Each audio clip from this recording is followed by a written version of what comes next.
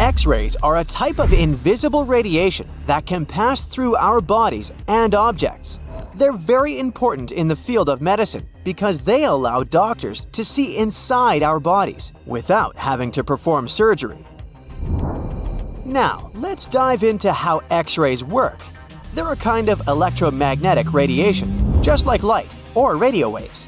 However, they have much higher energy than light, which makes them able to go through objects that light cannot. Imagine you have a powerful flashlight. If you try to shine it through a wall, the light won't go through because the wall is too thick. But these rays have enough energy to go through walls and even our bodies. The discovery of X-rays happened by accident in the late 19th century. A scientist was experimenting with cathode rays, which are a type of radiation. He was working in his lab and noticed that a nearby fluorescent screen started to glow, even though it was not directly exposed to the cathode rays. He realized that something invisible was causing the fluorescence, and he named it X-ray, because X is the mathematical symbol for something unknown. He continued experimenting with such rays and discovered that they could pass through many objects, like flesh and bones, but not through denser materials like metal. He also found that X-rays could create images on photographic plates, just like a camera takes pictures. The way this works is quite fascinating. Imagine you're standing in front of a bright light and you hold your hand in front of your face. Your hand blocks the light and you can't see through it. But if you place a sheet of tissue paper in front of your hand, some light will pass through, and you'll be able to see the outline of your hand. X-rays work in a similar way. When a doctor wants to take an X-ray of a part of your body, they will ask you to stand or lie down next to a machine. This device has a special plate that can capture the image. Let's say the doctor wants to further examine your arm. They will place the X-ray plate on one side of your arm and the machine on the other side. Then, the machine will produce a controlled burst of X-rays that pass through your arm. Remember how we talked about the tissue paper allowing some light to pass through? Well, in this case, some of those X-rays will go through your arm, while others will be absorbed or blocked by the denser parts of your body, like bones. The plate captures the X-rays that pass through your arm, and it creates an image. This image shows the bones and other structures inside your body, allowing the doctor to see if there are any problems or injuries. Now, you might be wondering why X-rays can pass through some things but not others. It has to do with the density and composition of the objects. Denser materials like bones absorb more X-rays, so they appear white in the image. So when you look at the result, you'll see your bones as white shapes. Other tissues like muscles and organs are less dense and allow some of those rays to pass through, so they appear as gray shadows. What if I told you there's a whole new way you can peek inside objects, but without using X-rays? I'm not talking about magic powers. Take a comfortable seat while I explain what mugraphy is. This fascinating scientific technique allows us to see inside objects and even beneath the Earth's surface using a special type of particle called a muon. These elementary particles are very similar to electrons, but they're much heavier. They are created high up in the Earth's atmosphere when cosmic rays, which are particles coming from space, collide with the air molecules.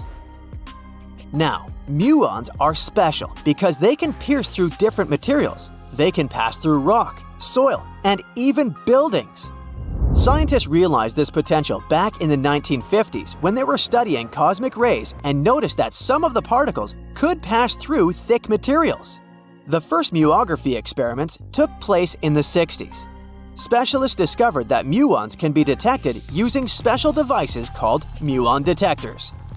These detectors are usually placed underground or in specially designed laboratories to shield them from other particles and background radiation. Now let's dive into how muography actually works.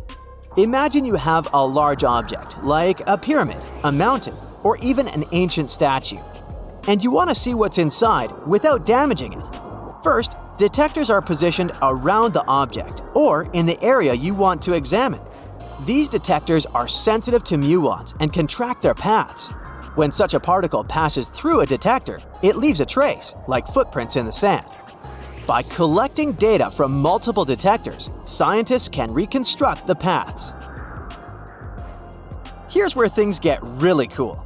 The Earth's atmosphere acts like a natural filter for muons. It turns out that the more massive an object is, the more particles it will block. So, if you have a large, dense object like a mountain, fewer muons will pass through it compared to a smaller, less dense object, like an empty box. This difference in the number of particles that reach the detectors can give us clues about what's inside the objects. Scientists use computer algorithms and mathematical techniques to analyze the data and create images. These images represent the density distribution of the object being studied. It's like creating a map that shows where the densest areas are and where there's gaps inside the object. The concept of muography is similar to using shadows to understand the shape and size of an object. Imagine you're standing in front of a bright light and you place your hand between the light source and a wall. You'll see a shadow of your hand on the wall. Based on the shape and size of the shadow, you can get an idea of what your hand looks like, even though you can't see it directly. This technique has been used to study various objects and structures. For example, scientists have used it to explore the inside of volcanoes and pyramids, and even to investigate the structure of mountains and the Earth's crust. With the help of this amazing technique, scientists have now uncovered new information about the Great Pyramid of Giza. They discovered something that had eluded tomb raiders for centuries. They found a hidden chamber. And guess what they named it? The Big Void. Yeah, I know, not the most creative name. They even used 3 different muon detection techniques just to be super sure that it was indeed a big, mysterious void inside the grandest pyramid of them all. Once news got out about this mind-boggling discovery, Egyptian authorities couldn't resist the temptation to explore further. So, they brought in an endoscope camera to confirm the existence of this epic void. So, they inserted a camera through one of the openings underneath the entrance, and voila! It revealed a corridor. More so, the corridor had a chevron ceiling. I can't help but imagine the ancient Egyptians using it as a cool dance floor. Another team of scientists decided to take another shot at scanning this newfound void. According to them, the Great Pyramid of Giza is a pioneer in the pyramid game. It used a technique called chevron to cover internal structures and keep them from collapsing. Now, why did the ancient Egyptians build this corridor and the grand void it leads to? One theory suggests that the corridor was built to relieve pressure inside the pyramid.